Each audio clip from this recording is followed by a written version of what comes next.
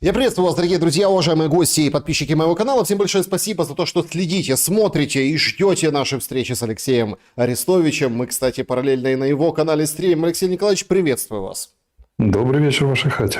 Ох, какое настроение, ох, как оно своеобразно сегодня, как видна фальшь, как отражается в зеркале того, что происходит сейчас в зеркале там украинского медиапространства. Тут говорят, YouTube лег, Starlink лагает, в общем, мир прильнул к экранам своих гаджетов и смотрит, что же там в Белом доме. Значит, Зеленский приехал, его похлопал по плечу Трамп, выглядел мило, пообщались с прессой, потом уединились тет-а-тет. Ну и уже к этому моменту, прямо сейчас, потому что мы в прямом эфире, началась встреча с европейцами. Ну и Трамп, как говорится, как хозяин положения, зарядил, говорит, Россия и Путин согласны на гарантии безопасности, поэтому сейчас давайте обсуждать, кто чем будет заниматься. Поговорим о виде этих делегатов эскорта из Европы, поговорим о самом Зеленском, об услышанном поговорим, обо всем по порядку. Единственное, на чем хочу сделать акцент, это, друзья, подпишитесь на Алексея Арестовича и Александра Шелеста. Поставьте лайк, пожалуйста, трансляции, которую смотрите, и отметьтесь хорошим, добрым комментарием. QR-код, который видите возле меня, это возможность задать вопрос. В конце будет сессия вопросов и ответов. Вопросов, как всегда, целая вереница, очень много вопросов, будем стараться успеть. Конечно же, закрытый клуб зрителей Шелеста и сообщество YouTube. Также мы параллельно как бы вещаем, поэтому и чат трансляции 1 и 2 присоединим к финальной части программы. Ну и начнем наш разговор с опроса, который на прямом эфире, на трансляции на канале Александр Шелест, он звучит вот так. Кого больше боится Зеленский? Ну вот так. Да, вот давайте с этого начнем. Трампа, Путина, Ми-6 британцев или радикалов внутри страны. Вот такие варианты, абсолютно не привязанные к сегодняшнему топовому событию. Вот как вы отвечаете на этот вопрос, Алексей Николаевич?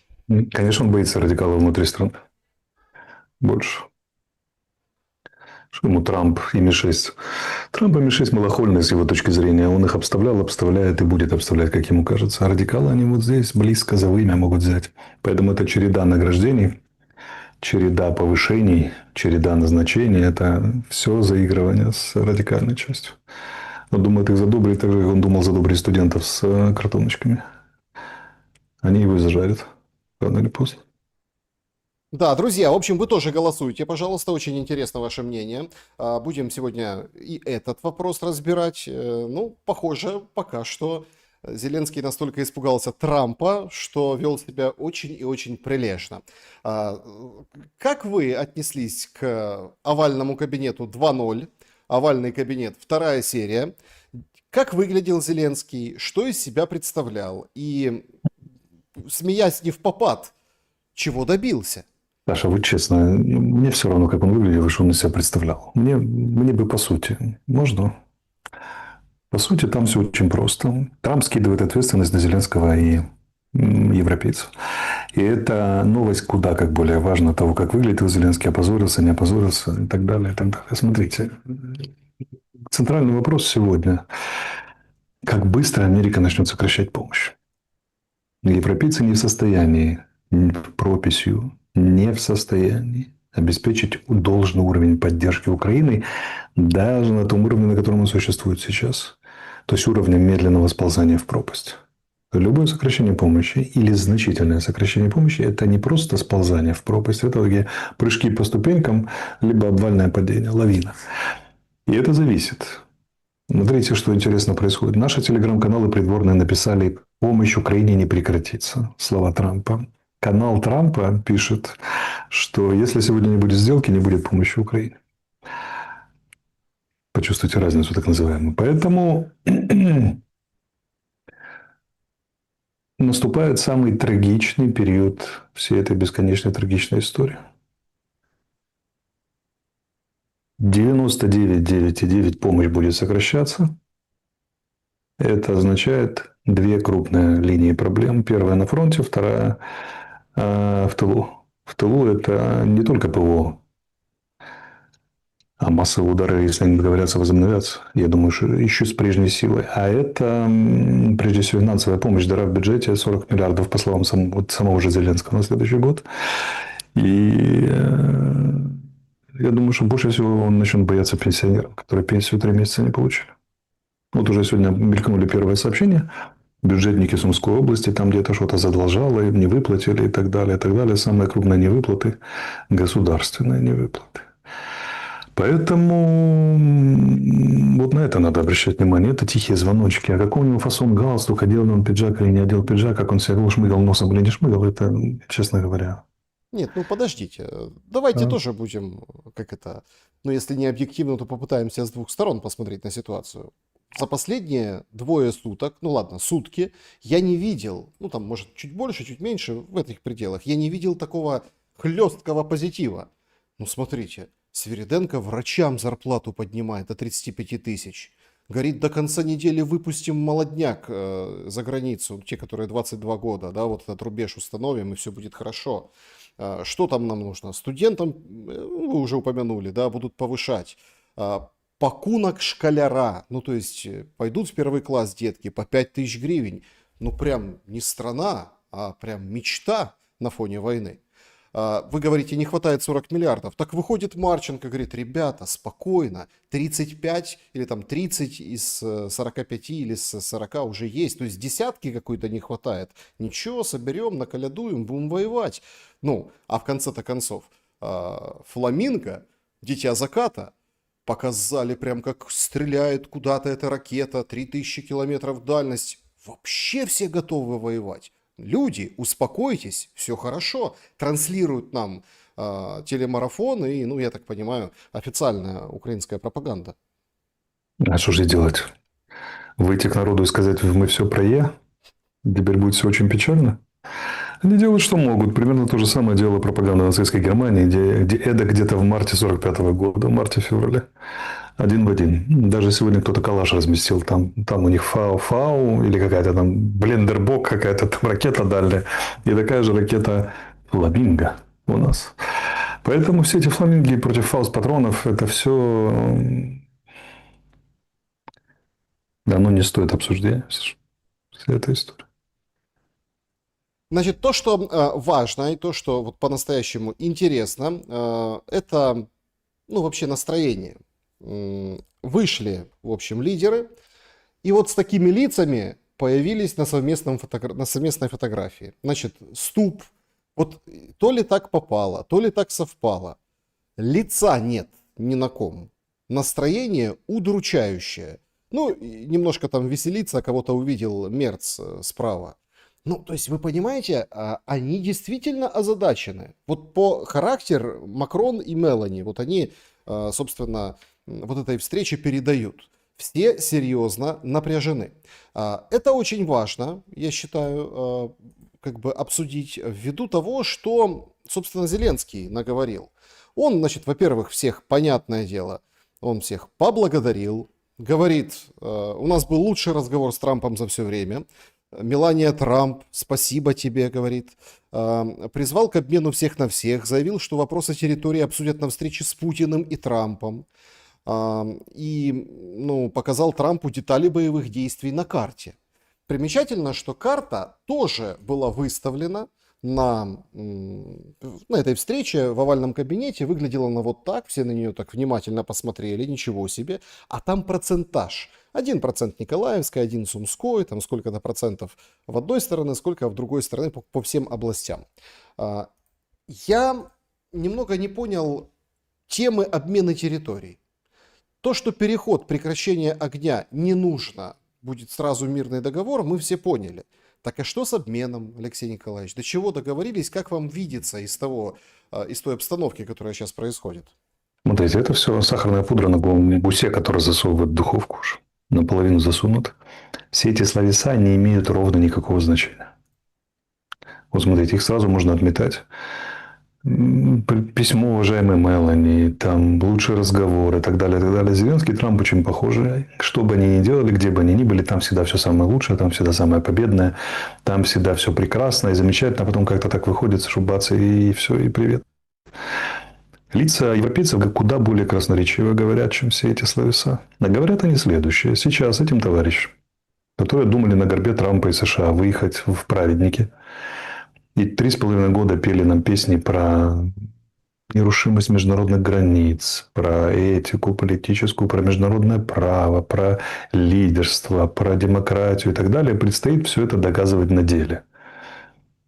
То есть реально помогать Украине вооружением, разведданными и финансами. Но с финансами так или иначе Евросоюз там что-нибудь может еще и нашкрябает. Хотя не будем забывать про Фица, не будем забывать про Орбана, про 9 правых правительств, которые в 9 странах, которые неизвестно, как будут голосовать, там, секвестировать и так далее. Прошлые 2 попытки очень много дать Украине в Евросоюзе провалились, насколько мы помним, которые были в этом году.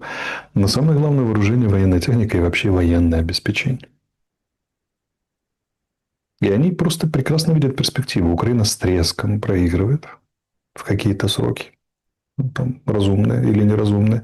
А ответственность за это будут нести они. И причем Трамп сделает все, чтобы они понесли ответственность. Всю мощь пропагандистской машины Трампа, США, и его личный твиттер капслоком будет направлен на то, чтобы теперь внятно объяснять, почему он кристально чистый, почему он всех почти помирил. И европейцы все сорвали из Зеленского. И теперь они виноваты. И для них это означает очень конкретные последствия. Личные и политические. Поэтому там выражение их лиц куда красноречивее пиджака Зеленского и его слов про письмо Мелани. Я нашел еще одну красноречивую историю. Не могу не поделиться, потому что это происходит прямо сейчас. Значит, они собрались, да, вот, ну, я имею в виду европейцы. Трамп взял слово, говорит, что сегодня будут обсуждать возможный обмен территориями и нынешнюю линию соприкосновения. Также сказал, что сегодня мы достигнем решения почти по всем вопросам, включая безопасность. И сопровождается эта новость, я так понимаю, это инсайт изнутри, из овального кабинета, когда уже пресса ушла, но кто-то успел. Знаете, вот этот последний там кадр, они стоят возле этой карты, которую я показывал, и беседуют. И Трамп что-то очень, ну так, серьезно по виду рассказывает Зеленскому, перепуганному, засунувшему голову в плечи, и они возле карты. То есть понятно, что напрашивается подпись, да, то есть Трамп объясняет, какие территории нужно уступить. Я Ну, все-таки то есть, детализирую да. свой вопрос по поводу обмена. Донецкая область. Сейчас пишут разное. Одни говорят, что Трамп согласился, а другие говорят, не согласился. Что скажете? Согласился на что? Ну, что Донецкую область отдадут, а в обмен там откуда-то уйдут, где-то по какой-то линии, в общем, так договорятся. Обмен территориями. Что значит Трамп согласился? Трамп может согласиться на все, что угодно. Он же не отдаст приказ украинским войскам выходить из Донецкой области. Это может сделать только Зеленский. Зеленский этого делать не будет по страхам смертной казни. Почему? Ну, потому что для него это смерть означает. Политическую, а далее со всеми вытекающими. Он не пойдет на это. Поэтому Трамп, у него очень простая дилемма. У него наконец-то появились виноватые, ответственные, это европейцы и Зеленский. Он их оставляет. Он говорит, это ваш региональный конфликт, занимайтесь на здоровье. У меня поверх этого конфликта давно готова симпатичная арка с другом Владимиром, где Арктика и другие занимательные проблемы. Все. Это день, когда он сбрасывает ответственность. Поэтому подача надо правильно читать. Он говорит следующее, что я обо всем договорился. У меня полный успех. У меня, у Трампа полный успех. Мы все решили по вопросам безопасности. У нас нет ни одного проблемного пункта. У нас все сделано. Вам осталось только принять. Ах, вы не принимаете? Ну, тогда не обессудьте. Ох, Алексей Николаевич, я, конечно, с одной стороны, мне очень радостно, я люблю такие эфиры, потому что вот сейчас передают, идет трансляция. Макрон говорит Трампу, мы все на тебя рассчитываем. Как по Украине, так и по Европе. То есть они приехали просить, они ходаки у Трампа. А Трамп, получается, им навалил с 3 короба. Европейцы очень... Европейские лидеры современные очень тонкие дипломаты, как писюн у комара. Потому что в их С их точки зрения, смертельная борьба с Путиным с перерывом на обед выглядела так на круассан. Мы говорим правильные слова, Трамп платит, воюет и дает вооружение.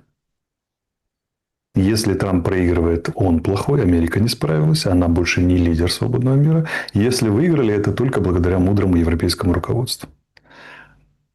И вот Трамп говорит так: ребята, как режиссер порнофильма, уходя с площадки, снимайте сами.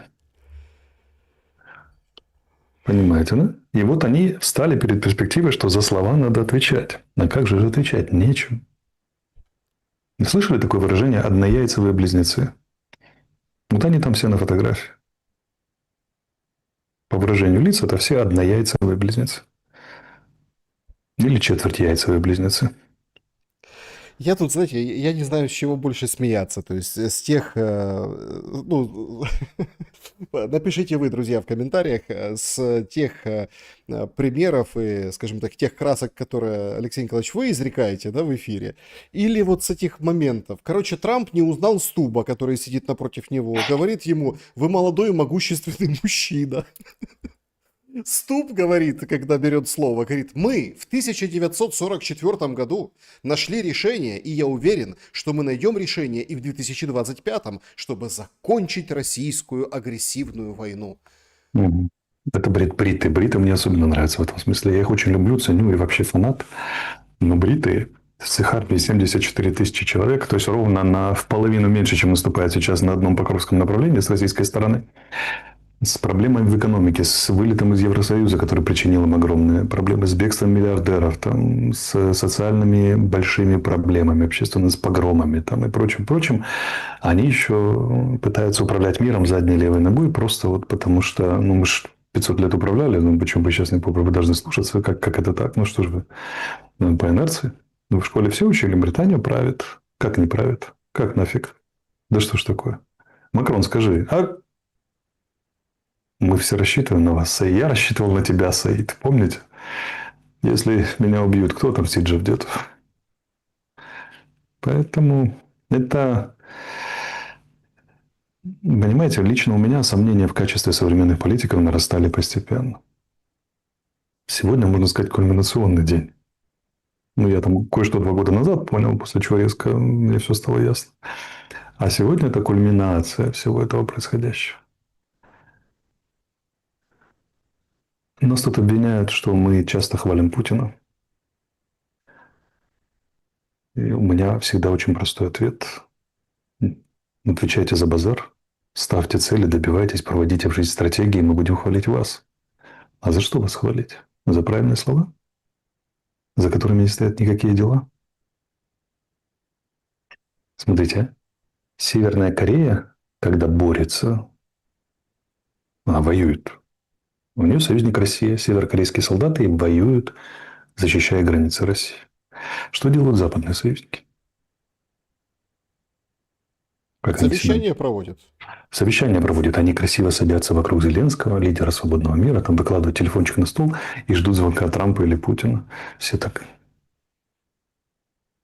Марья Ивановна позвонит или нет, что там с родительского собрания это вынесут и так далее. Вот поэтому Трамп и Путин встречались на Аляске, демонстрируя, что это как бы всему остальному миру дела нет до того, что они решают. И право нет вмешиваться. Вот и все. Значит, ну, проходит эта встреча, понятно, там этот обед, это все происходит прямо сейчас. Параллельно с этим, что очень важно отметить, мы видим, ну, такие очень интересные вещи, которые сопровождались, ну, предваряли сегодняшнюю встречу и сопровождался этот сегодняшний день. Значит, россияне говорят о том, что украинский дрон залетел к энергоблоку Смоленской АЭС. ФСБ накрыла какой-то, ну, скажем, эвакуатор с электрокаром, начиненным тротилом.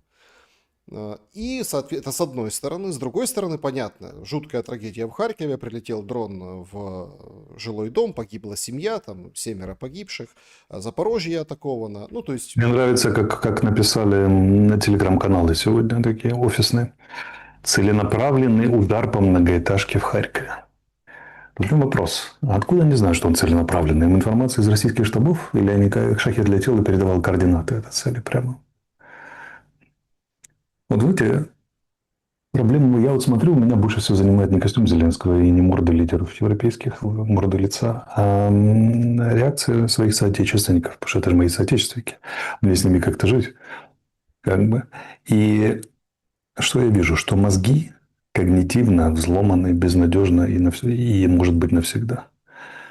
С Украиной что-то придется делать по большому счету, когда это все кончится. Там еще вопрос, сколько останется от этой Украины и так далее. Потому что это среди требований денацификации и демилитаризации пропустили одно требование – рекогнитивизации. То есть, восстановление мозгов людей. У людей мозги отбиты напрочь, они вообще не соображают, на каком свете они находят и что происходит. Вот это. То есть, среди всех типов реакций, которые у меня большая социальная выборка, даже от самых умных людей, даже от дилеров общественного мнения, от экспертов и так далее, я услышал один или два трезвых голоса. Один сказал военный, который сказал, что, ребята, ну вы когда говорите, что войну надо продолжать, милости просим в пехоту. Не в дроноводы, не в артиллеристы, не в связисты, а в пехоту. Вот пехотинцам надо спрашивать, хотят они продолжать войну или нет. И второе, это просто разумный человек. Действительно эксперт, который мыслит стратегиями проекта, направлениями внутренней и внешней политики. Все остальные с отбитой напрочь головой. И вот это главная трагедия. Главное сегодня происходит не в Белом доме, а в головах украинцев. И то, что сделали с мозгами украинцев, своей же власти, западная власть, там российская пропаганда, и так далее. Вот это трагедия. Страшно. Ну, Смотрите, смотрите, нет, ну, давай, смотрите, на каких... я буду с вами... Смотрите, Саша, это очень важно. Смотрите, на какие вещи Я хочу с вами поспорить. Ну, смотрите, ну, Давайте, никто же не поспорьте. вышел на протесты, на которые звал Лещенко, потом удалил свой пост, и Безуглая, когда говорит, выходите к посольству США, это поможет президенту, напишите на картонках, что мы не отдадим Донецкую область. Все же понимают, все адекватные люди, что никто не выйдет. Все пишут, конечно, эти телеграм-каналы о том, что давайте поддержим президента, неважно, как вы к нему относитесь. Вот он сегодня представляет Украину, это решающий день для Украины. Все напропалую выходят, важный день, исторический, давайте поможем, поддержим президента. Но все же понимают, что это, лапша на ушах. И нормальные люди нормально реагируют на это все. Поэтому не хороните украинцев, не все отбиты. Я же не храню украинцев. Я борюсь за украинцев по мере сил. Хотя бы из-за того, что мне с ними жить. Понимаете, да? Я борюсь за их мозги. Я уже не говорю более высокие причины, не называю. Проблема в том, что нормальная уцелевшая Украина неизмерена. Мы не знаем, сколько ее. Мы видим кричащую Украину. Эта кричащая Украина размещает два поста с разницей в 15 минут. Что давайте все поддержим Зеленского, потому что сегодня важнейший день для Украины в овальном кабинете. И следующий пост. На самом деле все это не важно, что сделают американцы. Все решается в окопах Донбасса. И их ничуть не смущает. Вот разница в 15 минут. Часто в 5 между двумя этими постами. И с этой кричащей массой же придется что-то делать. С ними придется что-то делать. Германия проходила денацификацию после Второй мировой. С Украиной придется делать что-то подобное. Когнитивизацию, еще раз повторюсь, там какой термин там брал? Восстановление нормального интеллектуального поля, которое полностью разрушено. Потому что давление массы, тем более кричащей массы, определяет в том числе и выборы, которые совершает Зеленский. Что он просто так студентов отпускает? Он сбрасывает будущий молодежный Майдан. А почему молодежный сбрасывает? Он дает возможность им выехать, чтобы не было протестной группы. Он уже убедился на картонках. Потому что люди до 22 смело выходят, в том числе люди мужского пола, потому что их не заберет ТЦК, им нечего бояться. И бить их нельзя. Поэтому они выходили и будут выходить. Их надо сбросить, дать им возможность уехать. Скажите, это так он заботится о будущем страны? Они же все время говорят, мы не выпускаем людей, потому что у нас демографический кризис. Если сейчас отпустить, все разбегутся, не будет Украины и так далее, и так далее. И вдруг принимается решение отпустить. Чего вдруг? Демографический кризис уже не беспокоит. Смотрите, есть разные способы мыслить. Вот есть лови и пожорство, вот это по заголовкам бегать. Есть мыслить стратегиями, да, длинными тенденциями, планами, интересами сторон. Вот это отбито. Его и так не было. Отбили окончательно. Вот просто задаться вопросом на противоречиях. А почему студентов сначала не пускали там, и молодежь, а теперь вдруг решили отпустить? Чего вдруг? Если мы вступаем в самый тяжелый период войны,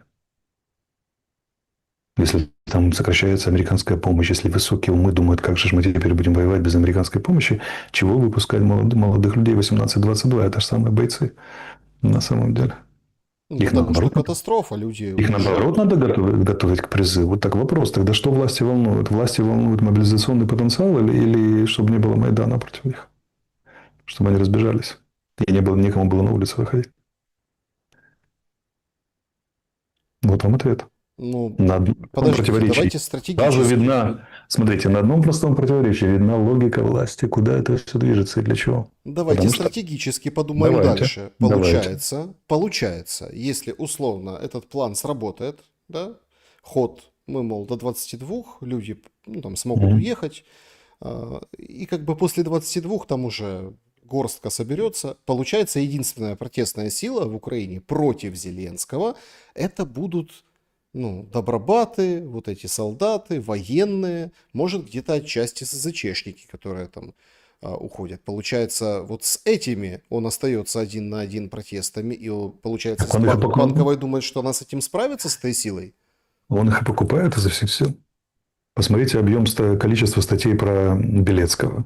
Какой он бриллиантовый, яхонтовый, и как он славно сражается. Посмотрите на вручение ордена Богдана Хмельницкого Прокопенко Денису. Это понятно, это за героическое отбитие там на Доброполе, да, заячьих ушей, вот, который не до конца еще отбито, но орден уже дали на второй день операции, на третий. Посмотрите на назначенного сегодня командующего штурмовыми войсками Украины. Что это такое, никто не знает. Как бы, ну, хорошо, изобрели еще штурмовые войска. Человек из правого сектора. Это более... Вот вам вопрос, кого он боится. Трампу он орден не вручил, да, а Прокопенко вручил. Это вот офис, это стратегия Ермака. Он изо всех сил пытается заигрывать с вот этими вот ребятами, которых в будущем и пожарят. И от которых они будут, я не знаю, петлять как зайцы, уходя за границу через Тису в скором времени. Но теперь давайте посмотрим вот на какую интересную штуку. Ну, хорошо, правых есть какая-то часть. Там, да, батальонных этих всех, камуфлированных, запятнанных. Но армия-то состоит не из них.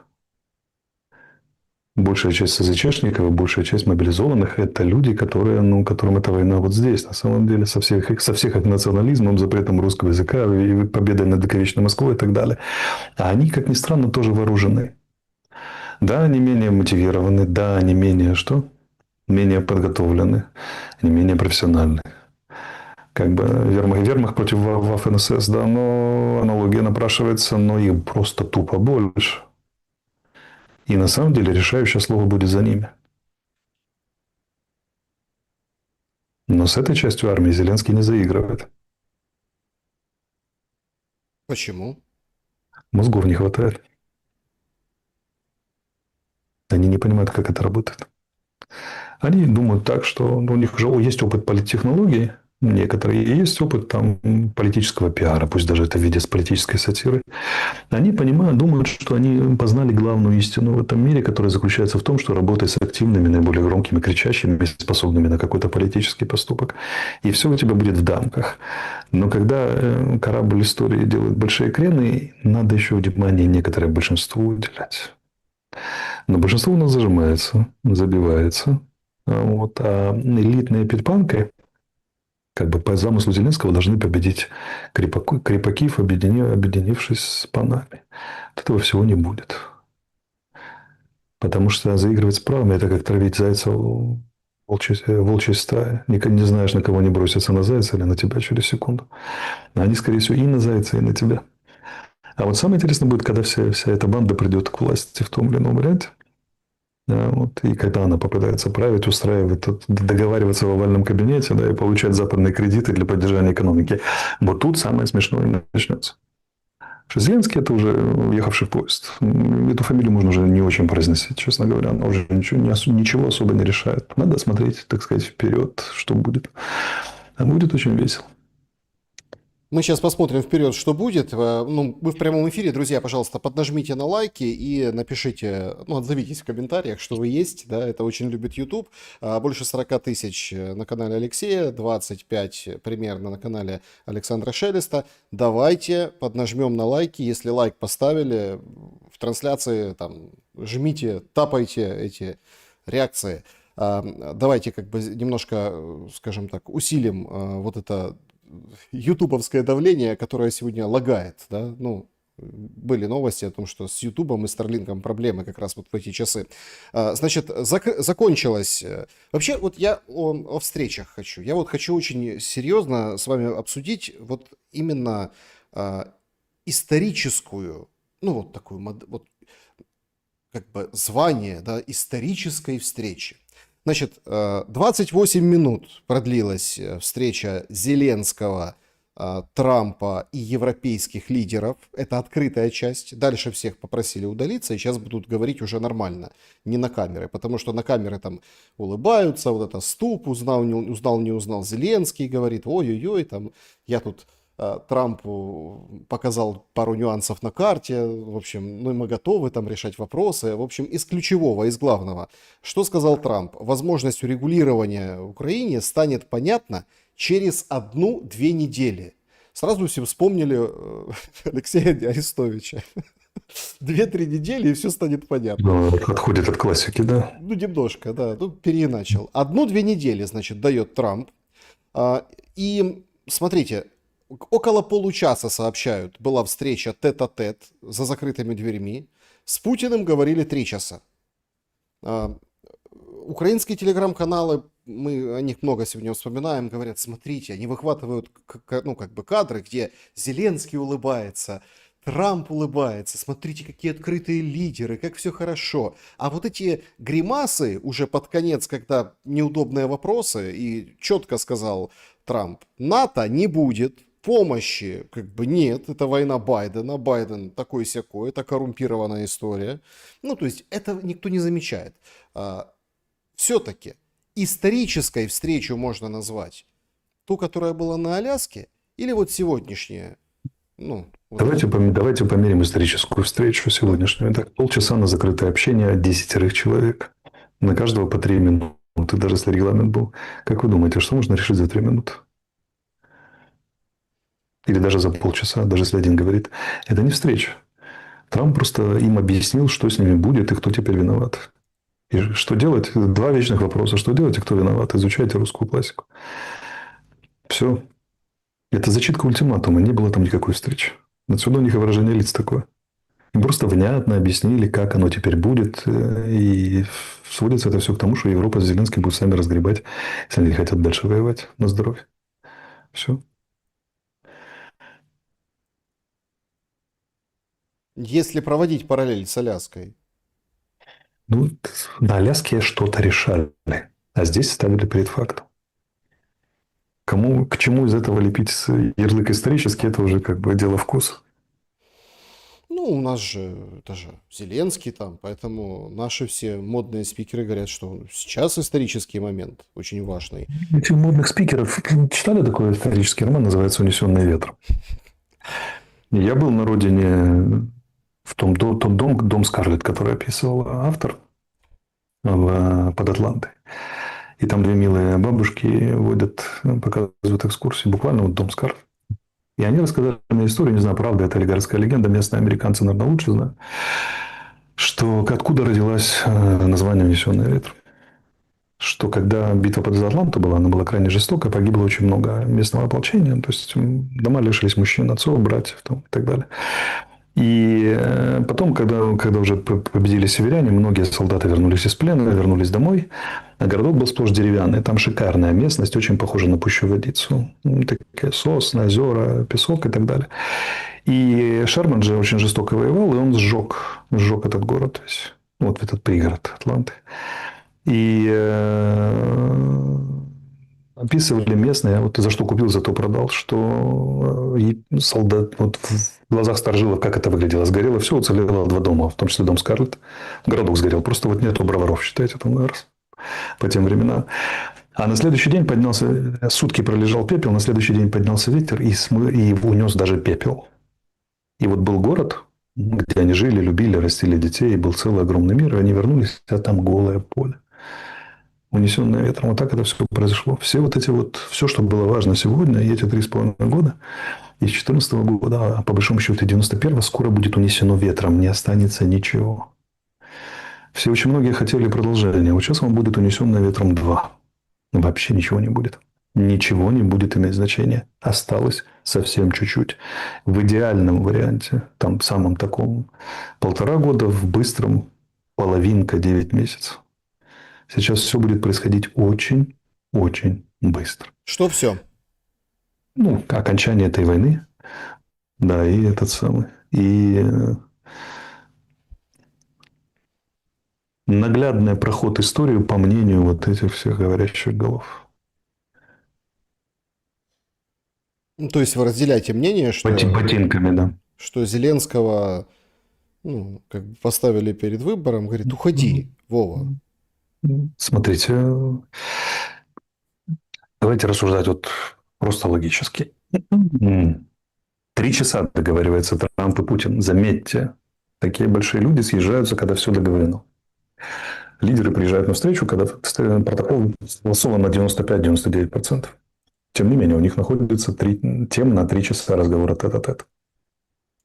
Они разлетаются, потом приезжает Зеленский, с ним говорят час. Приезжают европейские лидеры, с ним говорят полчаса. Это не тема для обсуждения, это постановка условий диктата. Трамп решает ключевые для своей личной карьеры и для США задачи исторического масштаба. Они, так получилось, недвусмысленно завязаны на Россию. Его обвиняют в предательстве интересов США. На самом деле он, как никто, их защищает на данном историческом этапе. В первую очередь, это тема Китая. Теперь смотрите. Ему мешают защищать Америку, себя лично, европейские лидеры и Зеленский. Вот все те, кто сегодня у него в гостях.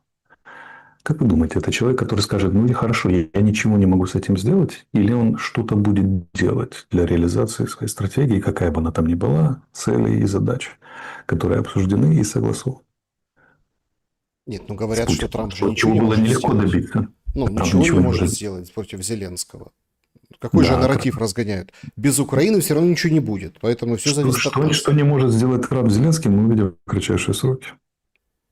Раз. Но даже если он ничего не будет делать картонно специально, давайте так скажем, то это будет, и даже берем самый лайтовый вариант, постепенное сокращение военной помощи и разведданных. Постепенно, не сразу. Одного этого хватит, чтобы у Зеленского наступили очень крупные неприятности. Прежде всего от его солдат.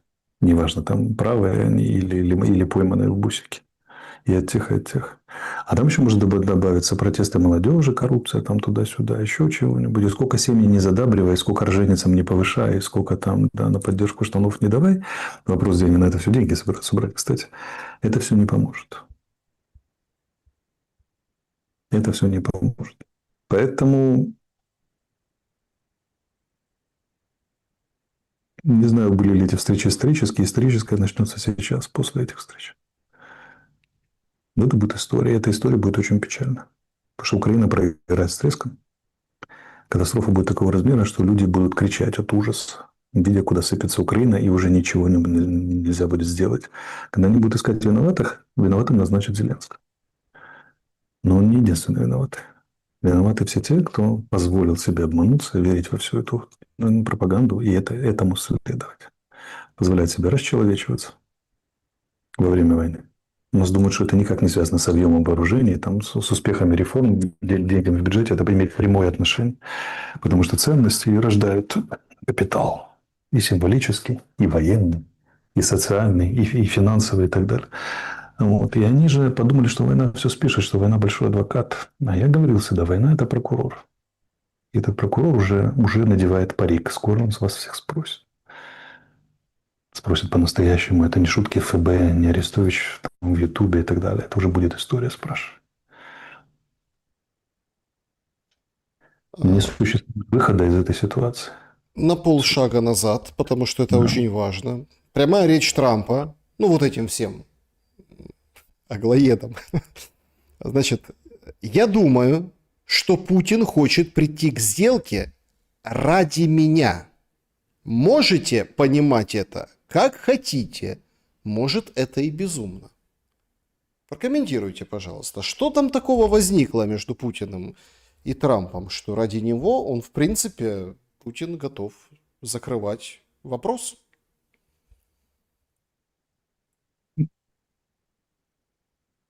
Ну, давайте по порядку. Смотрите, вспоминаем историю Южного Вьетнама. Парижские соглашения 1973 года. Подписывают, Киссинджер получает Нобелевскую премию. И там масса всего хорошего. Демаркируется граница между Южным и Северным Вьетнамом, а заморозка по линии фронта. Все как хотели. Никакого обмена, никакого вывода южно-вьетнамских войск из местного Донбасса. Все гораздо лучше, чем у нас. Что там еще? Там обмен пленными, всех на всех поменяли, вообще все было хорошо и замечательно и так далее, и так далее. А спустя мир вроде как признает, да, Северный Вьетнам подписывает право утверждает народу Южного Вьетнама на самоопределение и так далее. Через год и 3 месяца выносит северо-вьетнамское наступление, выносит Южный Вьетнам в одну калитку, и вот эти последние цепляющиеся за вертолет – это исторические кадры. Потом мы видели это в Афганистане при Байдене. То же самое. Соглашение с талибами, почти договорились, то все пятое, они внезапно переходят в наступление, американцы в панике покидают, срочно бросая все.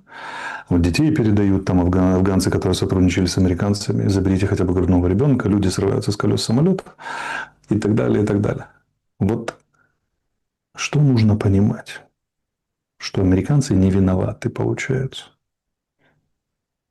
Они же все вот как бы, ну, заключили мир с Северным Вьетнамом, между Северным и Южным Вьетнамом, и вывели иностранные войска. Это часть соглашения. Человек Нобелевскую премию получил за это. А еще был Чан Кайши. Гражданская война в Китае, там против коммунистов. Американцы поддерживали, а потом решили не поддерживать. Труман отказался. Поэтому любая мирная сделка сейчас, если она не приведет, результатом не станет коренные изменения в политике Украины, внутренней и внешней, то есть смена проектности. На что направлен проект Украины? Приведет к тому, что через год или через 2 Российская Федерация, выйдя из-под санкций, подкопив силы, реформировав вооруженные силы и немножко поучаствовав в бардаке, который обязательно начнется в Украине, развале Атаманщины и Руилы, дождется нужного момента, нанесет удар и возьмет разом в короткой кампании, в одном наступлении, добьется всех своих целей. Это неизбежно. Поэтому это мысль, которая мне вот очень, очень настолько для меня очевидна, что у меня оскомина. Но я попытаюсь ее еще раз донести. Донесите, потому что... Прекращение огня, которого не будет. Любое мирное соглашение сейчас, хоть 10 мирных соглашений. Стойте, гарантии безопасности. Как гарантии 5-я безопасности. статья. Да. Если бы даже сейчас они вышли и сказали, мы вступаем в НАТО, и у нас вот завтра мир, и все бы страшно радовались, это ничего бы не значило. Потому что кончится это однозначно, как с Южным Вьетнамом. Из этого нет выхода. Вот прописью нету выхода из этой ситуации. Есть только один выход, на который все эти однояйцевые и одноголовые, одноизвиленные публика не пойдет. Это смена проектности Украины. Поэтому смена проектности Украины будет осуществляться насильственным путем со стороны Российской Федерации. И методом бросания Украины Америкой, потому что в данной конкретной проектности Украина им не нужна. Она им в принципе не нужна, а в этой проектности не нужна дважды. Трамп никого не мирит. Он предпринимает спецоперацию по сбрасыванию ответственности, по умыванию рук, которая является частью его геополитической стратегии в обеспечении интересов Америки, а не Украине, которую американцы на карте показать не могут. Это вообще не имеет никакого отношения к Украине. С Украиной прощаются. Я это 1000 раз говорил, скажу еще раз. Оснований для хороших отношений с Россией, даже если бы там был в 150 раз кровавейший людоед, нежели проклятый Путин, у Америки выше крыши. Оснований заниматься Украиной у них нет ни одного, даже если бы мы здесь провели все демократические реформы и были не коррупционерами, вообще ни одного. Америка никак не заинтересована в Украине. Мы же отдали недра. И смотрите, это все... Мы же отдали все, что есть. На американском континенте, на той же Аляске, недр в 150 раз больше. Это американская территория. Так вот, проблема в том, что мы не нужны. Вот как в Кинзадзе, помните, скрипач не нужен. Мы не нужны никому. Мы нужны европейцам на словах. Эти слова, вот по лицам вы уже видели, как они собираются отвечать за эти слова. И по перспективам вы увидите гораздо скорее все это, чем вам кажется. Поэтому трагедия Украины, что она нафиг никому не нужна. Она не нужна никому. А вторая трагедия, то, что она позволила себе роскошь поверить во все эти слова, вместо того, чтобы трезво на это все смотреть. М, Катастрофа будет страшной. Это не будет, ну, типа вот Украина без там 20% территории, ахахах, как бы, да.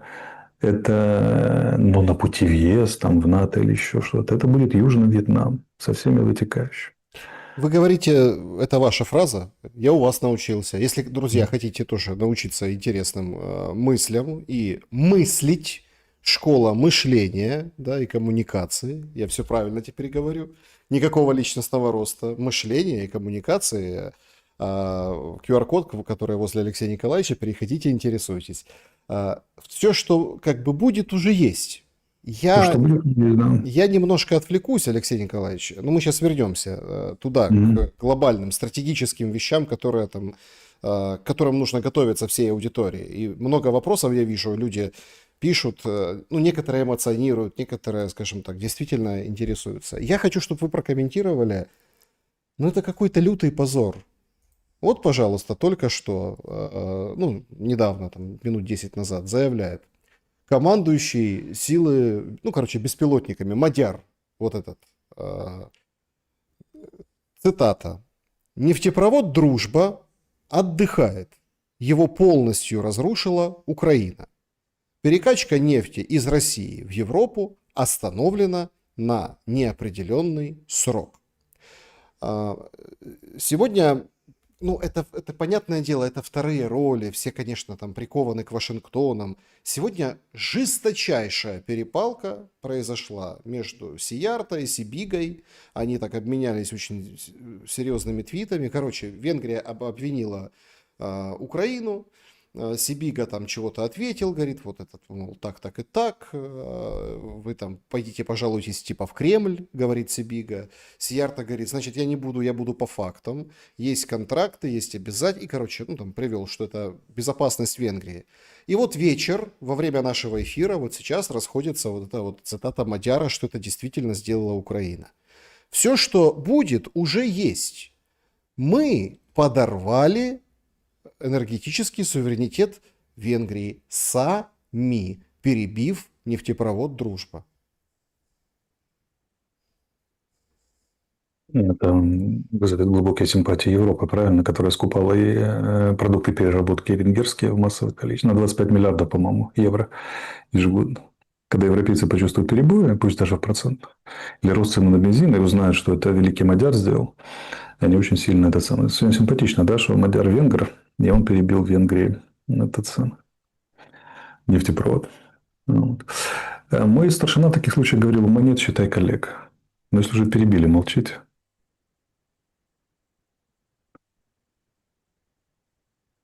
Но сейчас и европейские лидеры начнут задавать вопросы Зеленскому. А как же наша энергетическая безопасность? Мало вам северных потоков было? Это второй же прецедент. Это все способствует росту проукраинских настроений в Европе. И Венгрия будет отчаянно голосовать и за помощь оружием, и за помощь финансами, и за вообще за разведданными, вообще всяческими данными для Украины. Степень безумия такова, что я иногда не верю, что я не сплю, а смотрю это все наяву. То есть, понимаете, умным людям нелегко на свете. Они живут среди аквариумных рыбок. Но все-таки не среди инфузорий. Вот я дожил до инфузории. Это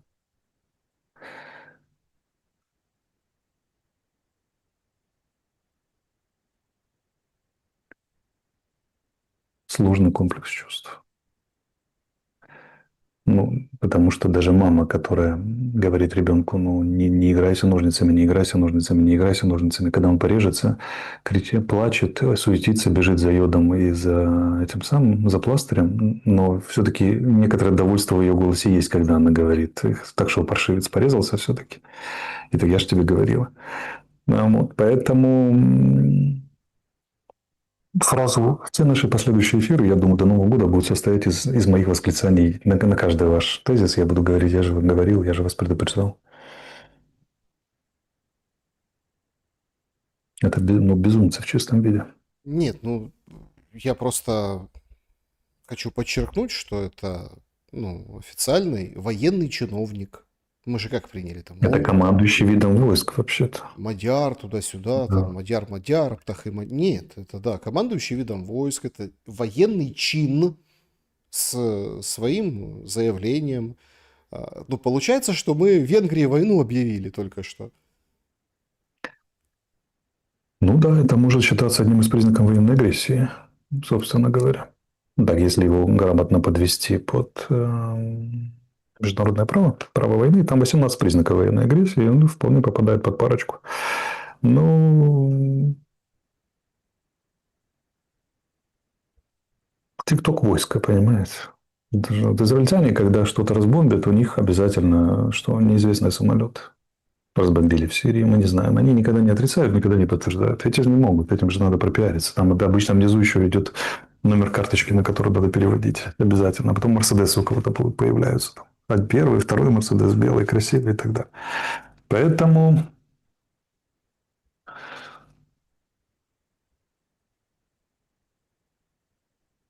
ну, понимаете, вот с сентября 23 года я честно предупреждаю, что так будет и как оно будет. И мне, ну, у меня терпение бесконечно, мне хватит настолько, сколько надо. Я думаю, сколько займет, пока до самых тугодумах начнет доходить на одном материальном уровне, чтобы непосредственно это видеть все и понимать. Ну, вот как раз наступают времена, когда будет доходить до самых тугодумов. Всего 2 годика понадобится. Очень быстро. Значит, ну это мы так отвлеклись на Мадяра, хотя это беспрецедентно. Украину перекладывают на плечи Европы, Украина гадит Европе. Потому что это же не маленькая Венгрия качает, ну, эту всю нефть и нефтепереработкой занимается. Это не для того, чтобы там венгры ездили хорошо, с комфортом. Это, ну, все понимают, о чем речь. Ну, да ладно. Значит, это еще аукнется и откликнется. Меня интересует другой момент и очень важный аспект. Сегодня выпустили Сырского, который рассказал о том, что там все хорошо на фронте, как там отбиваются, как вот это все возвращают территории. Интересное интервью, если хотите, коснитесь его. Меня интересует один тезис. И как вообще сочетается в одном фактически дне главком, который выходит и говорит, значит, мы закупим 15 тысяч сухопутных роботов. О как! Мобилизация в 26 году, нам тоже сообщили Минобороны, будет вообще больше будет добровольцев. То есть, ну, всех вот настраивают, что все будет хорошо. Роботы будут воевать, добровольцы будут воевать. И в этот же день ужасающая картина. Я вот представил, я там одно время жил там не в том районе, а неподалеку, да, на левом берегу в Киеве, ДВРЗ. И там есть ТЦК. И там вот парень себя порезал. Там шею, его пытались спасти, неизвестно, спасли или нет. В общем, большой переполох. Вот так вот люди хотят воевать. То есть, а все на это смотрят и не могут свести одно с другим.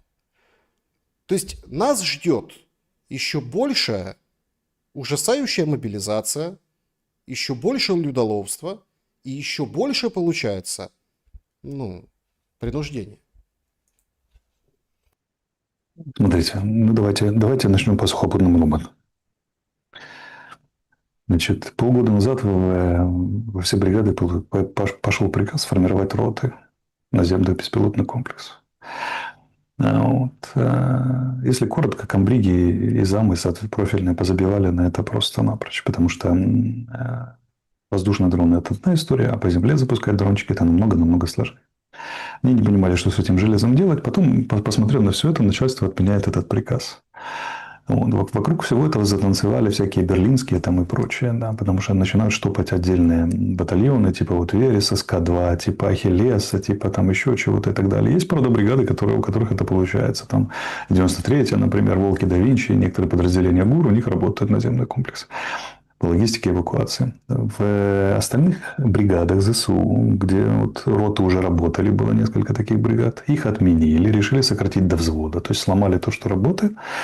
Поднялся гамма, они тормознули. Значит, в части бригад есть, в части бригад нет и так далее. Поэтому полный бардак с изготовителями и закупкой этих комплексов. Но есть такие две компании, называются «Рысь» и «Шабля».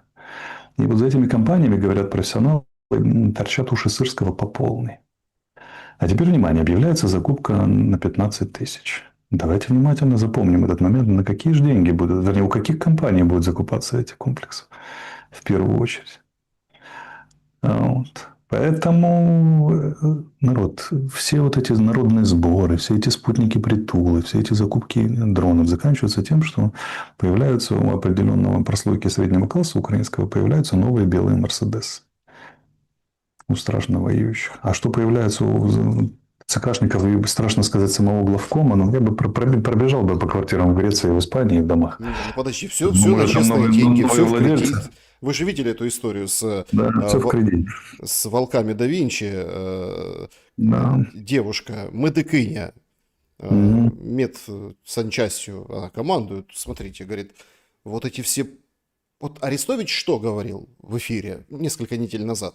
Ну, вот в нашем эфире конкретно. Говорит, ребята, военные, у них работа такая. Они воюют на фронте, чтобы в тылу пили двойной виски, отдыхали в клубах, пела сердючка, покупалась, продавалась, недвижимость, там, ну, в общем, машины и все остальное. А она вышла в паблик и говорит, я не за это воюю, я воюю за свою собаку, я воюю за свою маму, за всех, кто рядом, а эти вот поганцы, негодяи. Ну, ее быстро как бы нашли.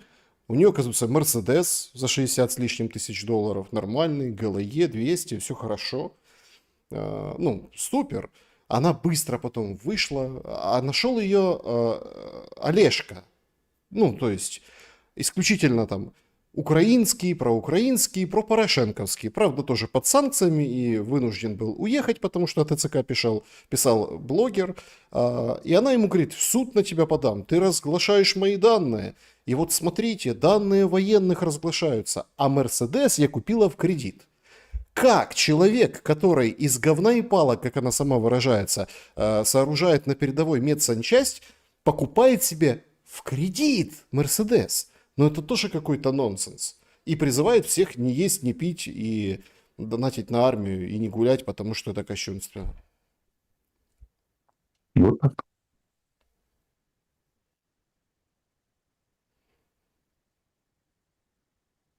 Понимаете, существует два мнения. Одно мнение заключается в том, что бедные украинцы не знают, что творится на самом деле. И поэтому вот они там все еще и так далее. Но есть и другое мнение, что все они знают, и на это все соглашаются. Я думаю, что истинная ситуация мешанная. Но информации огромное количество, оснований для выводов выше крыши. Но у нас флешмоб, давайте пожелаем удачи президенту. Удачи в чем? Чтобы вас дальше бусифицировали, только снижая возраст? Как вы думаете, насколько после сегодняшнего истории в овальном кабинете та же самая мобилизация женщин, о которой мы несколько раз говорили, стала более реальной и перспективной? Стало. Уже Да. вовсю говорят о том, что... Вот. Теперь, как вы думаете, 4 областями все ограничится, если так дальше пойдет? И сколько еще положат за эти 4 области? Сколько Мерседесов будет куплено, пока вы там будете ложиться? Вот это уже интересный вопрос про Мерседесы. Значит, Да. приходят новости. Трамп прямо сейчас хочет позвонить Путину, пока Зеленский и европейские лидеры находятся в овальном кабинете. Передает Sky News. Представляете, вот прямо сейчас. Алло. Да, пароль рыба-меч это будет. Скажет, Вова, мы о чем с ними не договорились, они не меняем, мы действуем по плану Б.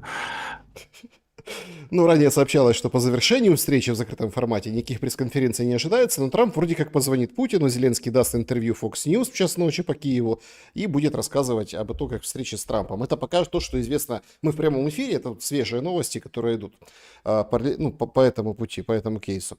Алексей Николаевич, у меня очень важный вопрос, который, ну вот, смотрите, который заключается, он, казалось бы, простой, но одновременно сложный.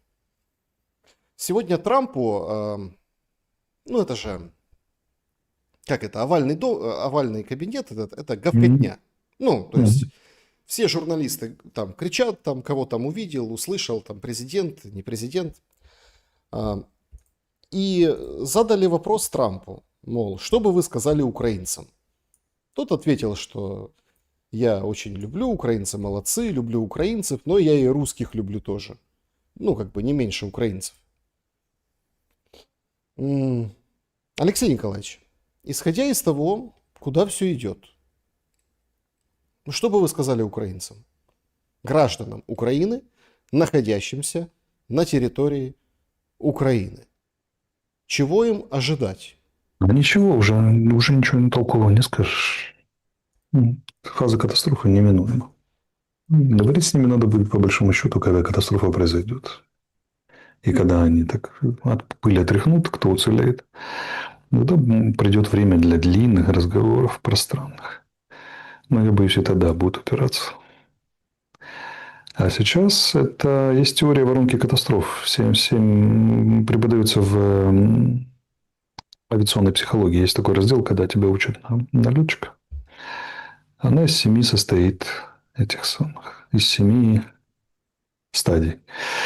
Первая стадия – это когда авария, поломка или неправильное навигационное решение принимает летчик. У него есть время исправить это. Если он сильно пугается, принимает неверное решение или принимает неверное решение, наступает вторая стадия, ну, сужающаяся идет такая. И там время на принятие правильного решения очень ограничено. А поводов принять неправильное гораздо больше, потому что уже 2 ошибки наложилось. Субъективная, там, объективная поломка и так далее. На третьей практически уже невозможно, только чудо может спасти. Украина в конце 4-й фазы. Уже только Господь Бог может спасти. Уже можно не говорить ни о чем. Все уже понятно. Можно разъяснять, как туда попали, если это интересует темой, что будет, но уже обращаться нет никакого смысла, уже ничего уже не будет. И всем этим давайте поддержим президента. Ребята, вот ваша персональная ответственность ровно за это. Вы вместе с Зеленским ее разделите. За то, что будет. Каждый из нас Зеленский. Каждый из нас президент, и каждый ответит. Друзья, буквально 2 момента я хотел все-таки, ну, потому что у нас все равно военный дневник, и нам нужно, скажем, ну, как нужно, 2 эпизода, да, которые меня заинтересовали, их, конечно, может больше, это по фронту. Алексей Николаевич, значит, я считаю беспрецедентно и важно, чтобы вы прокомментировали вот эти 2 ситуации. Значит, понятно, вы уже там упомянули выше про эти уши, как говорится, заячьи, да? Заячьи уши. Давайте с них начнем, и будет еще 2 момента, которые я бы хотел тоже от вас услышать, ну, услышать комментарий. Итак, что означает вот эта умопомрачительная история, когда синенькая перерезает красненькое, и золотой колодец, и, в общем, в Покровск зачистили, и вот это вот эти ушки подрезали. И смотрите, это получается, окружены российские войска, но таких сообщений нет, что они окружены. В общем, странно как-то. Что скажете? На модном военном языке это называется взаимное вклинение. Там действительно была предпринята операция. Наступление шло по 2 направлениям. Срезать ушки в основании, срезать ушки посредине. В основании не получилось, потому что российское командование перебросило туда резервы. Там идут встречные бои. И немножко срезали посрединке. Ну, как срезали? Российские войска там по-прежнему держат оборону в северной части отрезаны. Им подбрасывают через дроны боеприпасы. Это питание, что-нибудь еще. Вот, опыт показывает, что такие люди могут там сидеть месяцами, если их поддерживать успешно. А могут не сидеть, это зависит от наших сил и средств, которые там идет через полосица боев, населенные пункты переходят из рук в руки, их околицы, там посадки и так далее. Что удалось сделать экстренной переброской туда 93-й бригады плюс корпуса Азов, МГУ, это не дать российскому командованию развить этот успех. Поэтому там никто еще не окружен и не отрезан, все это далеко от радужных заявлений, что прорыв ликвидирован и так далее, и так далее. Но развить его, видимо, на таких условиях не удастся. Да, поэтому российское командование, скорее всего, повозится там и сосредоточится на том, чтобы продолжать окружать Покровск север, не бежать на Доброполе. Если откуда-то не возьмут там крупные резервы, которые попытаются просто передавить.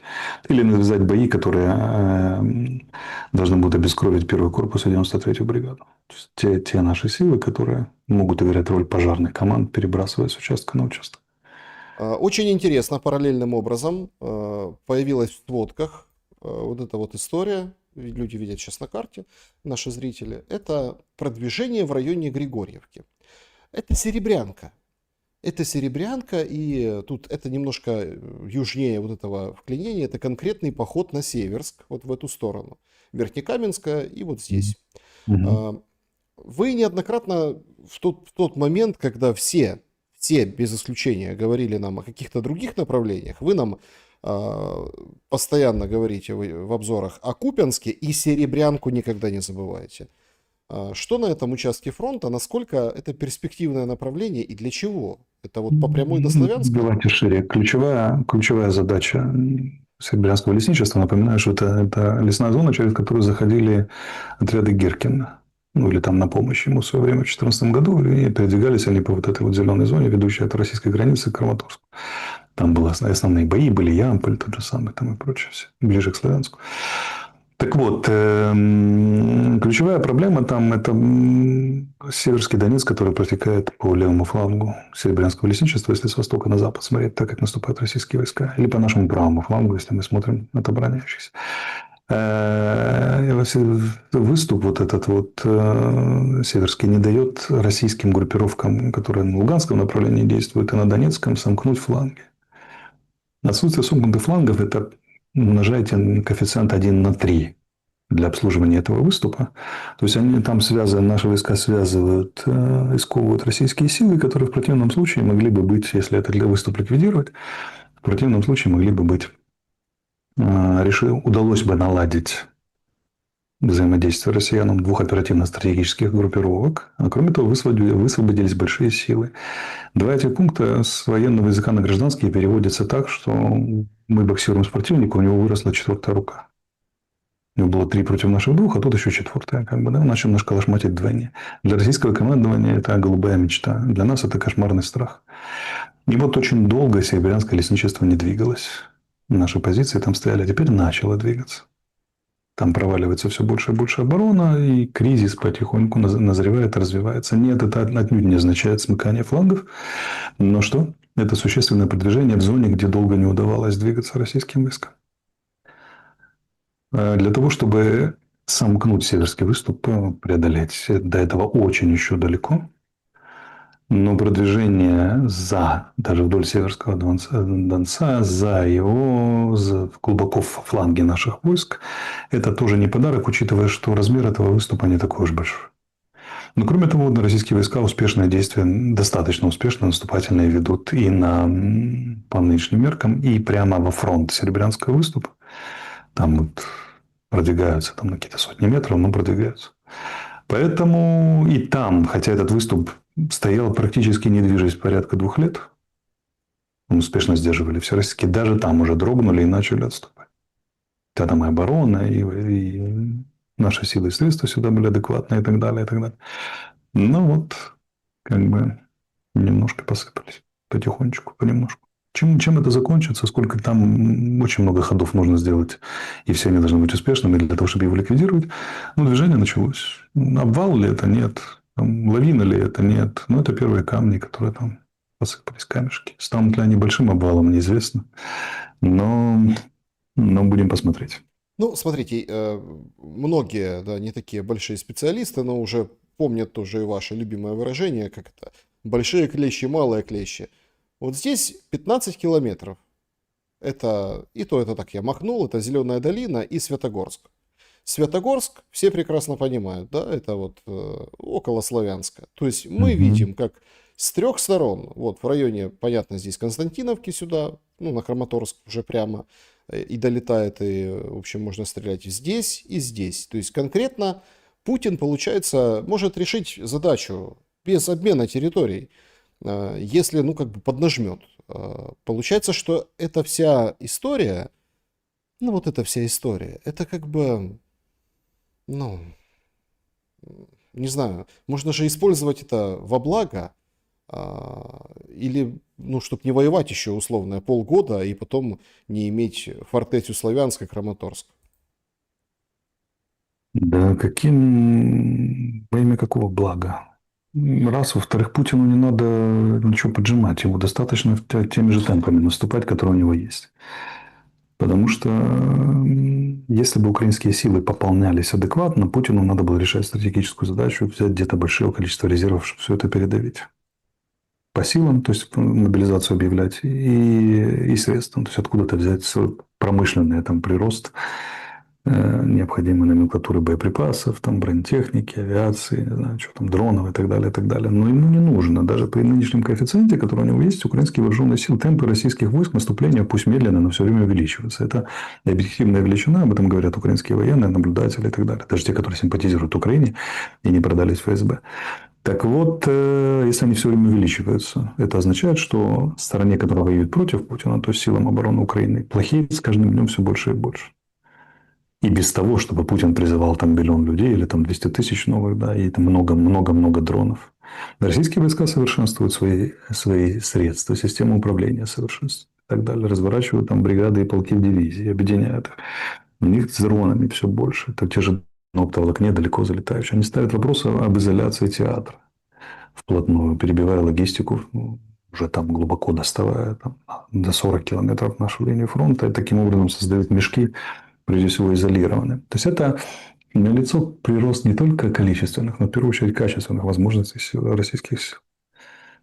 У нас они не растут так системно, как у них, потому что отсутствует координированное государственное усилие в этом отношении.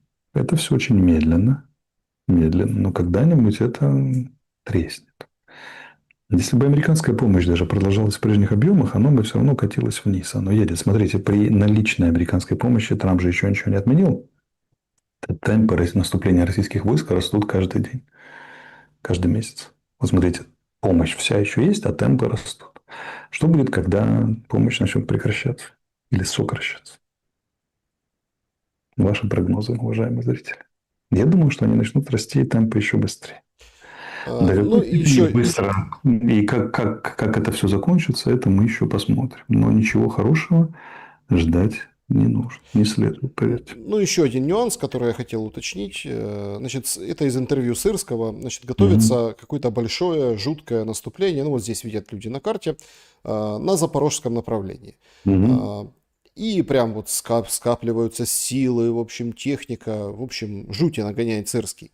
Параллельно с этим, что тоже примечательно, на запорожском направлении, ну, мы видим, да, вот, скажем так, вот такие кадры, да, тоже примечательные. Американский, американская коробочка, ну, пишут, что Брэдли, да, с российским и американским флагом мчится, так сказать, ну, вот, в общем, наступать, это в районе ну, запорожского направления, там, Малой Токмачки и так далее. Эти кадры, они очень сильно, ну, как, потрепали с утра нервы Ермаку, который ну, я давно не видел. Это, видимо, он сам писал. Ну, ему обычно пишут ему вот эти все, там, а тут говорит, полное нахальство, как так можно? Когда вы говорите о том, что помощь будет сокращаться, так мы можем еще довоеваться до того с таким упорством, упрямством и твердолобостью Зеленского, что американцы еще будут помогать россиянам воевать. Но это они не пойдут. Но будут переставать все больше и больше. Но это хороший троллинг, как вы, солдатские. Да, Ну, вот, троллинг отлично. Да. Явное как бы следствие встречи на Аляске.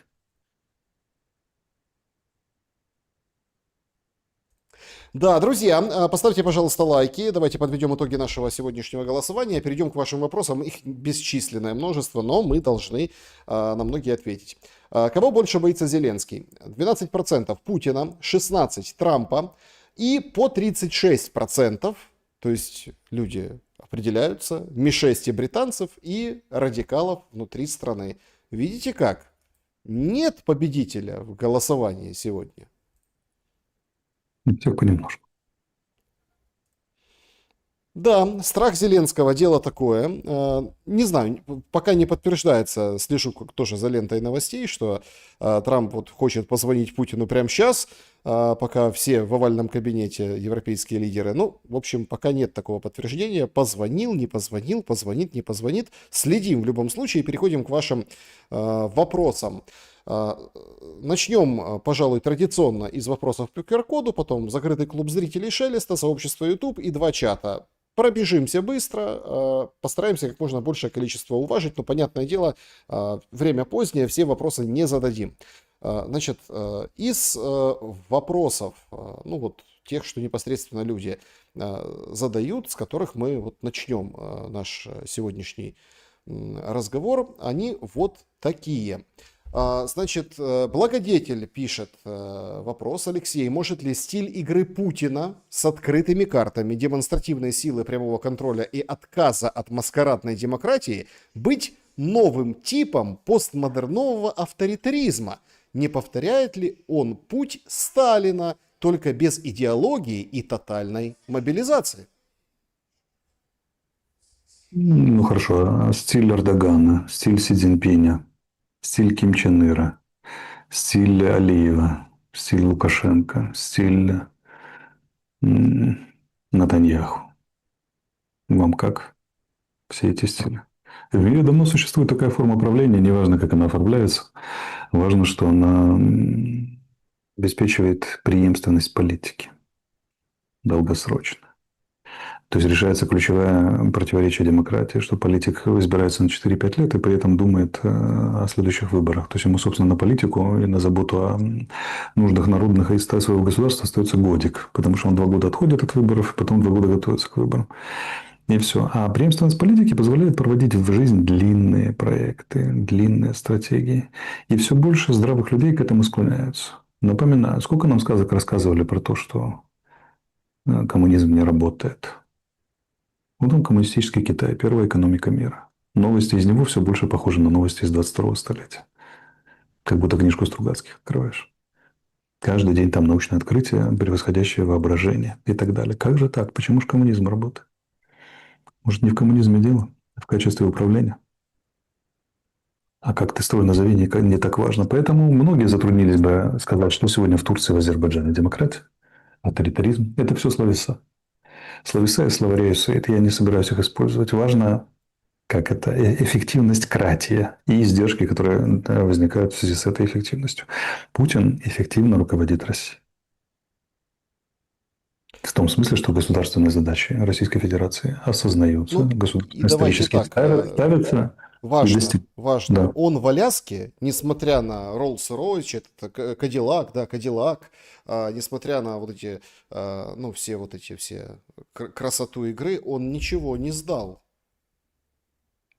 Так, а там вообще речи не шло ни о какой сдаче. Там речь шла о российском наступлении. Трампа ставили перед фактом.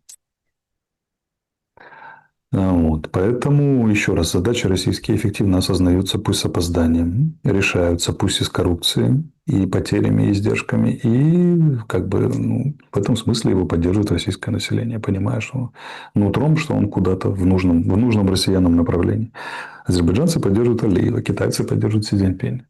Турки, половинка турков поддерживает Эрдогана. А кто кого там поддерживает в так называемых демократиях, это очень большой вопрос. Так, Поэтому меня, как потомственного монархиста, все равно какой строй правления. Как бы мне ключевые вопросы. Он осознает реальные задачи исторические, стоящие перед данным народом, перед данным государством, ставит ли их и эффективно ли их решает. И все. Какие слова вы к нему примените, мне, честно говоря, глубоко до задницы. Авторитаризм, там, что хотите. Минархизм, этатизм, там, да, минотеризм, миностеризм, да, это все уже не важно абсолютно. Метеоризм и прочее, это не важно. Не важно. Очень просит зритель, просила задать этот вопрос, пожалуйста. Значит, Алексей. Значит, вопрос такой внушительный, ну давайте, потому что очень интересно. Значит, Алексей, на интервью Гордеева вас как-то спросила, почему вы не самостоятельны и вам всегда нужен кто-то. Но ваше сознание спряталось в непонимании, о чем речь.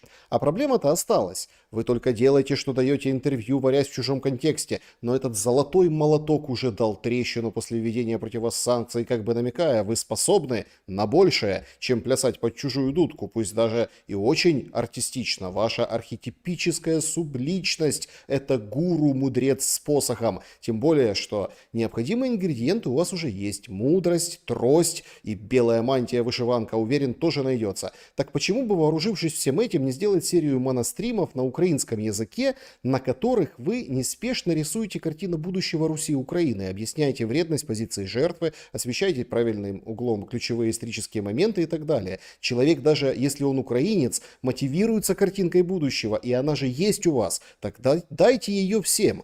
Пусть даже поначалу звучащую как несбыточная мечта, но украинцы очнутся, увидят мир вашими глазами и наконец осознают, что в сером мире можно хотеть иного, разноцветного. Да здравствует метаноия! Прочь унылое бормотание профессиональных украинцев. И на эту роль нет других кандидатов, кроме вас. Вы знаете, куда нужно идти, и за вами пойдут. Только же вы ведите уже. Алексей, вам не спрятаться и не отвертеться. Тут даже Апейрон вас не спасет. Пожалуйста, осознайте это. Сэкономьте время историческое как нам, так і себе. Спасибо. Алекс. Друже, чисто українською мовою тобі відповідаю. Жодне інтерв'ю нічого в світі не змінює. Можливо, воно дещо переставляє акценти в окремій голові окремого слухача, але ніколи на маси інтерв'ю не діяли. Навіть мій шалений успіх на початку війни – це не кількість і не якість інтерв'ю. Хоча і була і кількість, і якість, а місце знаходження. Тому що я це давав з трибуни Офісу Президента. Отак співпало. Розумієш?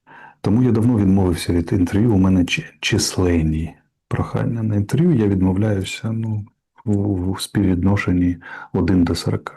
Тобто одне інтерв'ю даю на 40 запитань. Іноземних, яких хочеш, там і так далі, не зважаючи на санкції. Але мене не цікаво, це не працює. Я іноді даю, коли в мене з'являється настрій. Працює зовсім інше. І от над тим, що працюю, я працюю денно і ночно. За це можете не хвилюватися. Результати побачите згодом. А агітація і пропаганда, коли проти тебе працює державна машина, це, так не працює в сучасному світі. І ніколи не працював.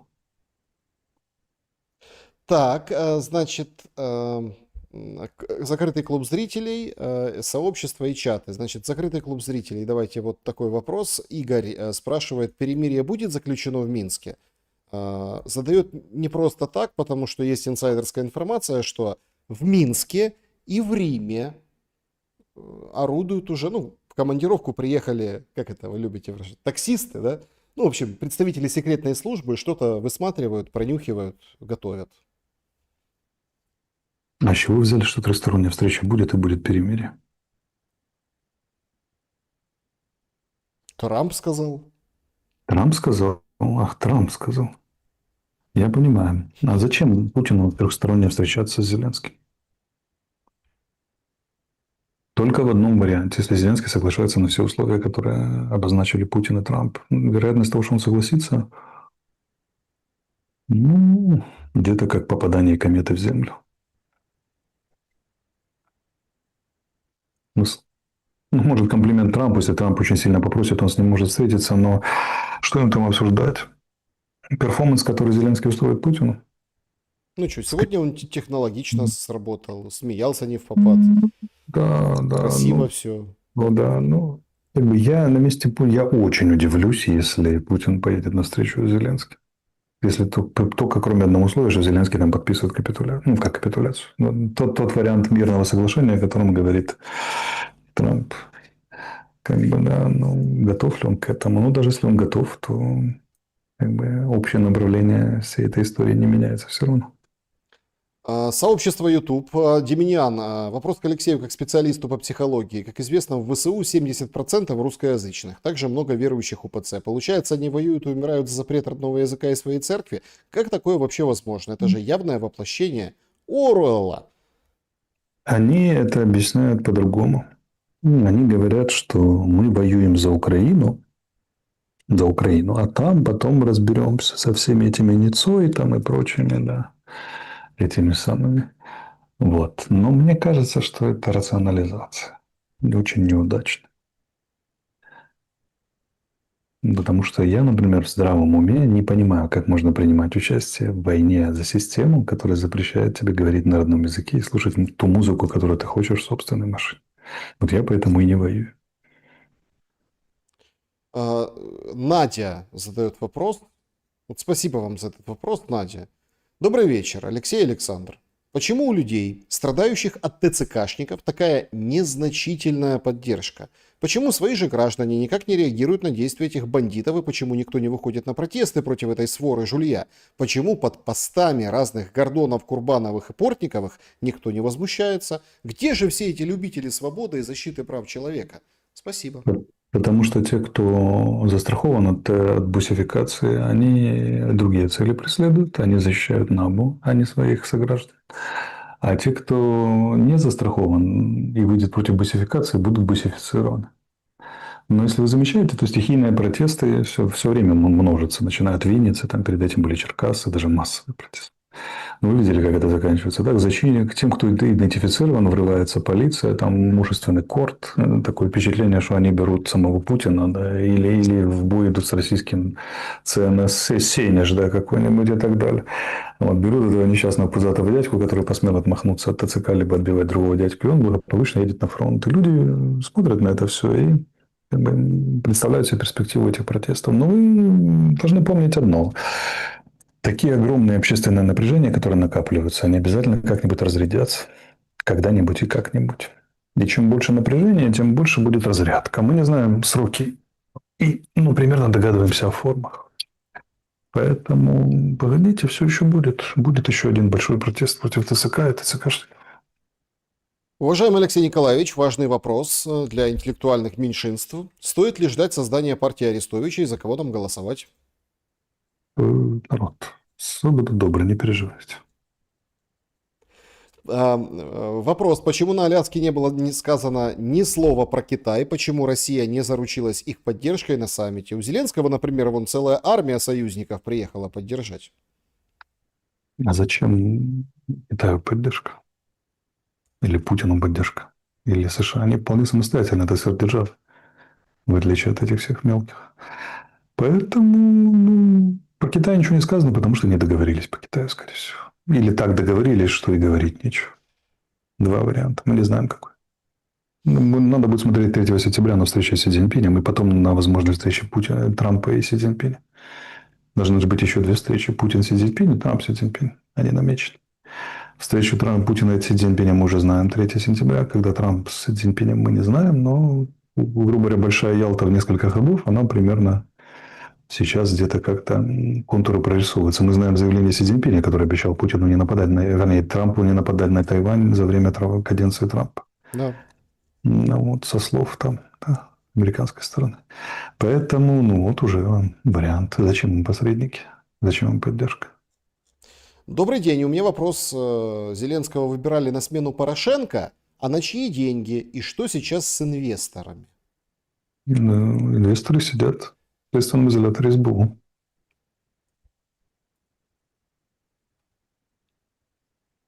Вообще должна была Тимошенко победить.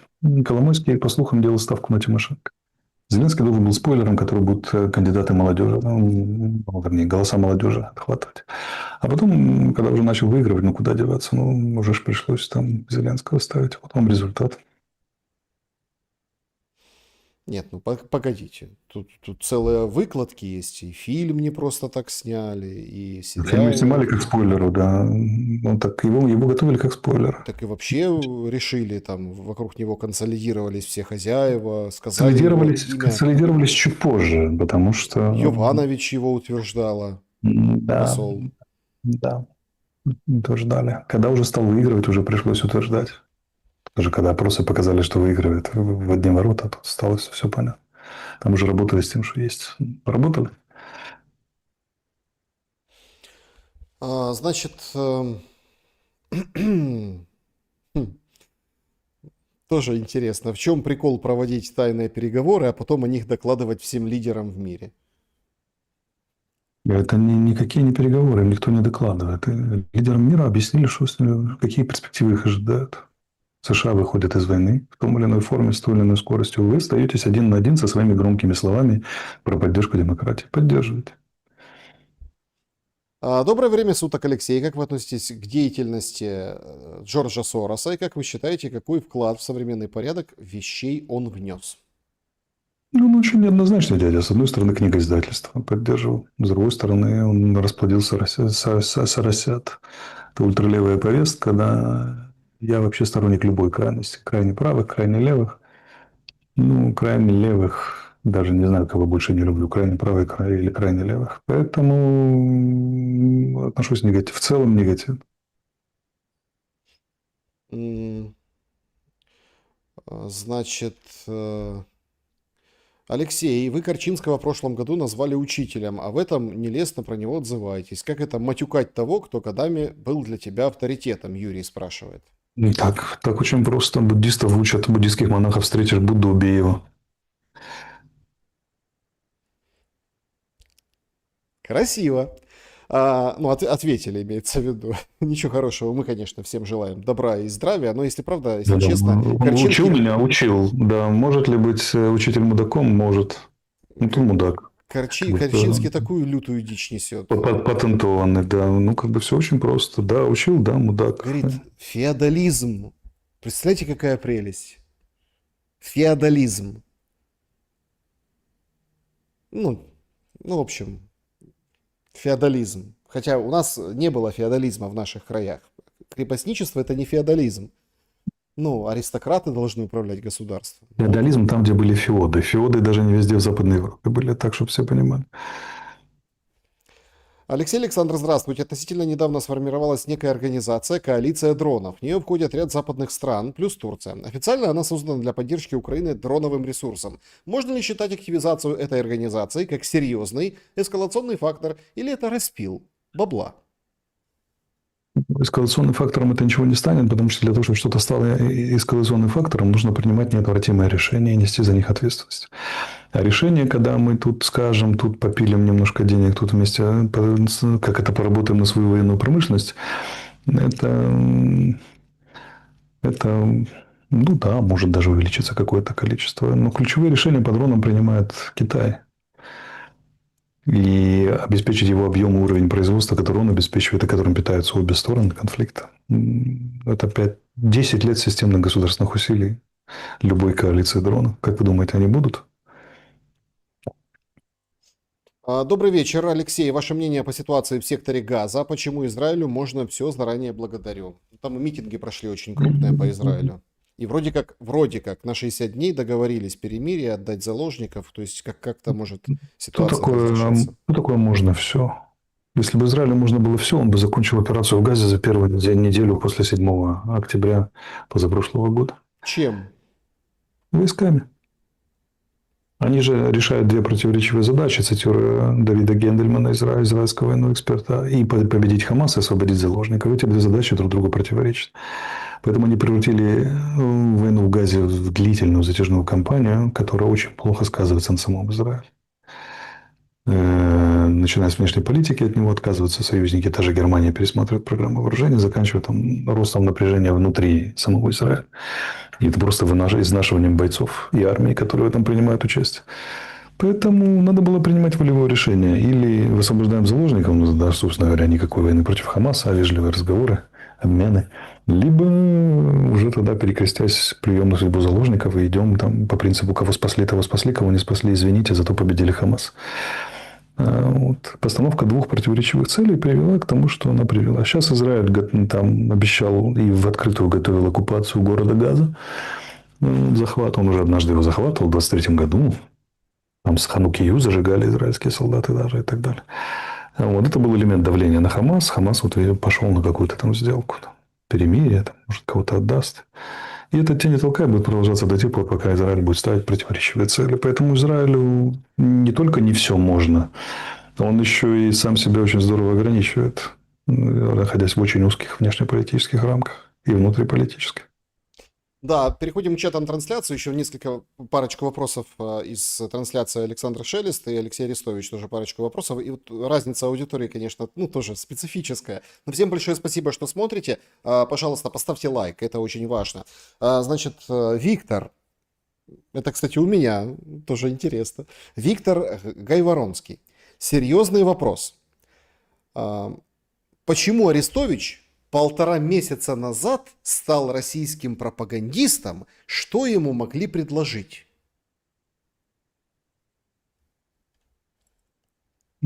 Народ, вы куда долбы с такими вопросами.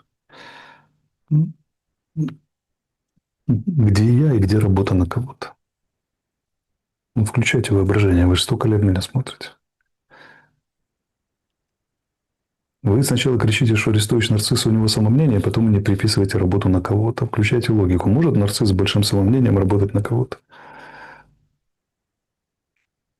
Я на всех этих лидеров, которых вы обсуждаете, без которых вы в душ не ходите, которые определяют вашу судьбу и ваше мировоззрение, смотрю, как Ленин на буржуазию или как солдат на ложь. Какая работа на кого-то? О чем вы говорите? Это технически невозможно.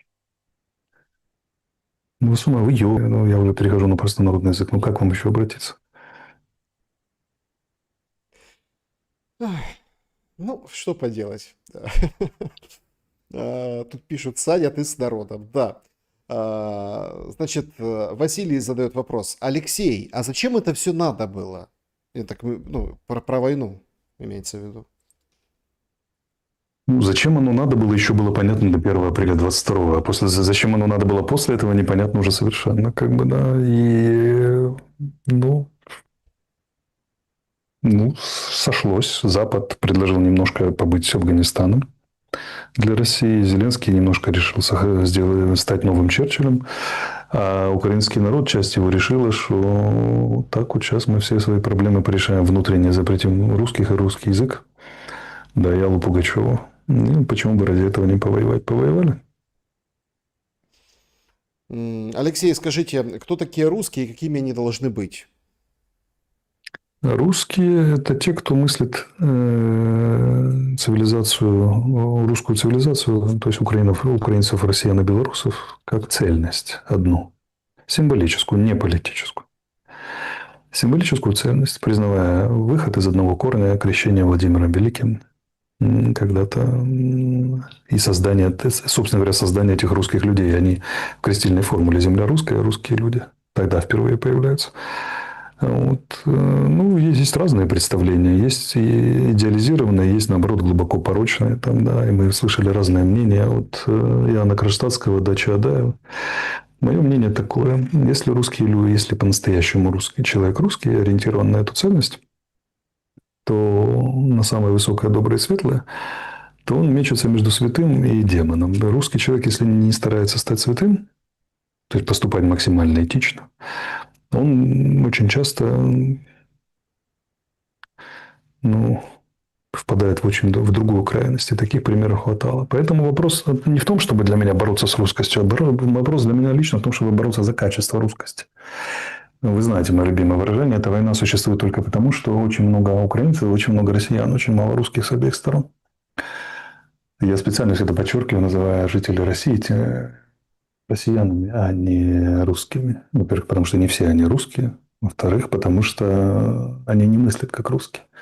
Когда россияне говорят уничтожить всех хохлов под корень, это так русские не мыслят. Так мыслят россияне, которым внушили, что они россияне, Россия самодостаточна, не нужны никакие украинцы и белорусы. Потому что уничтожать своих под корень – это очень странная идея. Вот. Поэтому я лично против уничтожения кого-либо под корень. Для меня это гражданская война, страшная трагедия обоих народов. И отличие украинской власти от российской заключается в том, что, несмотря на то, что в России хватает маргиналов, и даже россиян, то есть части русских России сумели сделать россиян. Вот. Но у них центральная власть дает верный сигнал. Вот смотрите, что Путин сказал на Аляске, отрабатывая символический капитал. Он сказал, для нас происходящее в Украине – это трагедия, и это братский народ. Вот. У нас как бы сигнал маргинала совпадает с центральным сигналом. Как это центральный сигнал украинской власти сыкливо попытался пристроиться к сигналу маргиналов, заигрывать с ним, они его и похоронят. Вот, поэтому лишний раз показывает, у кого стратегическое мышление, а у кого криворожское. Чат Алексея Арестовича. Давайте отсюда по несколько вопросов. Значит, Гризли, выйдет ли Эрдоган из НАТО? Если да, то при каких условиях? Разумеется, гипотетически. А зачем ему выходить из НАТО? Какие это несет?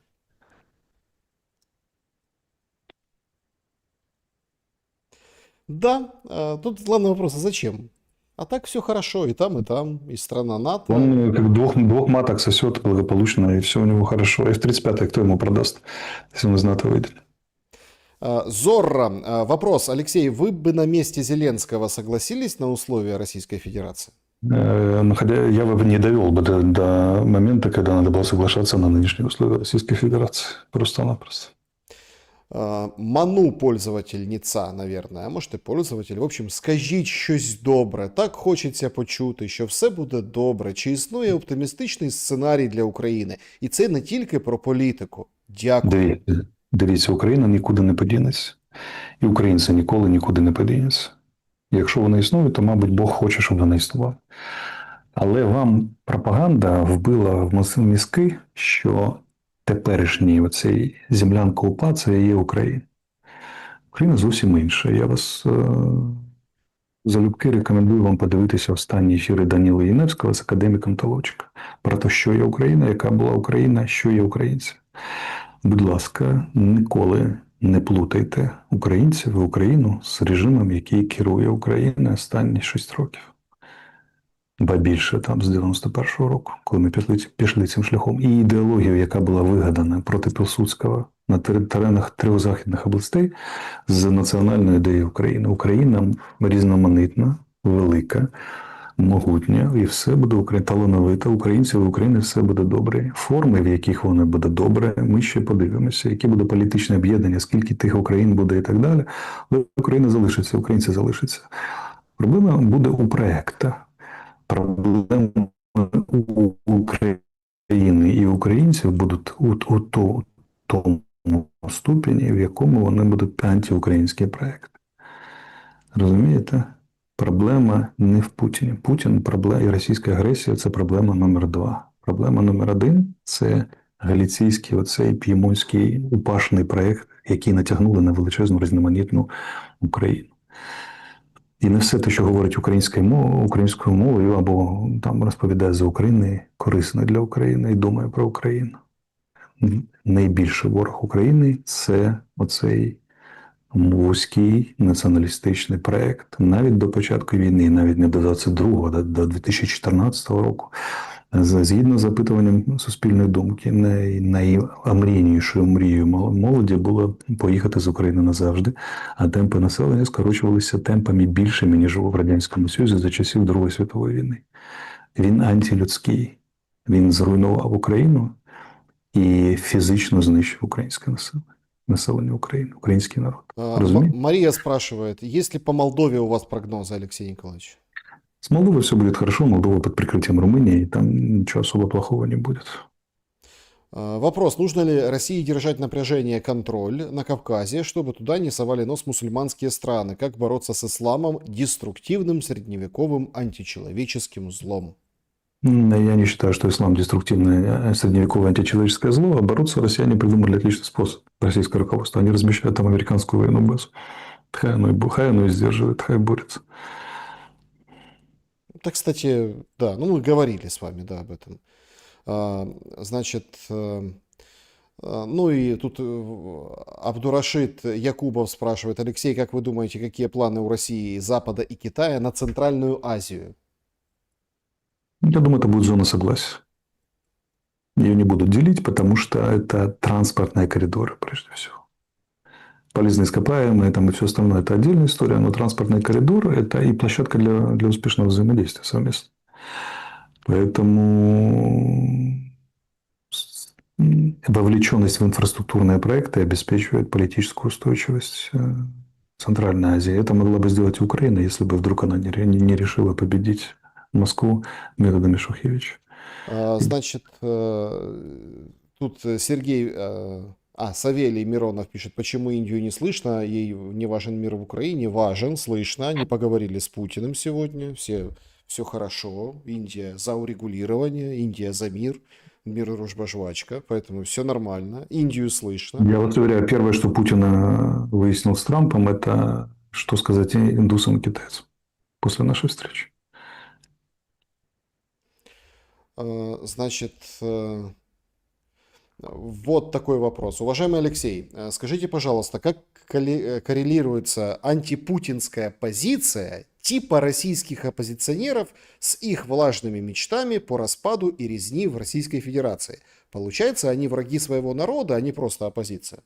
Да, они заняли дивную позицию врагов своего народа, когда они там напрямую говорят, что Россия должна быть расчленена, денацифицирована, русские там, значит, отработать и покаяться. Но они не знаю, дают ли они отчет, что они выпрашивают России.